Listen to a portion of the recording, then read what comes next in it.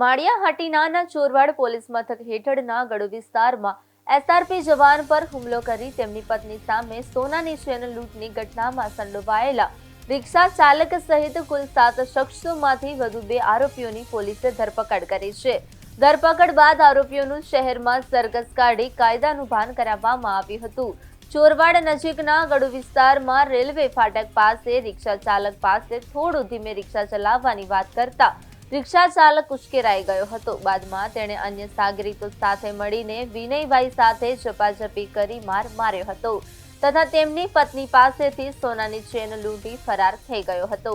આ ઘટનામાં વડોદરાના ગડુના રહીમખા લિંગારી અને બહાદુરખા મિરફકા સહિતના શખ્સો સંડોવાયેલા હોવાનું બહાર આવ્યું હતું. ફરિયાદને આધારે ચોરવાડ પોલીસે અશરફ ગુડદી, રહીમ ખકા, લિંગારી, બહાદુરખા મિરફકા અને અન્ય 4 અજાણ્યા શખ્સો સામે ગુનો નોંધી તપાસ હાથ ધરી હતી. ફરાર થયેલા આરોપીઓમાંથી વધુ 2ની ધરપકડ કરવામાં આવી છે.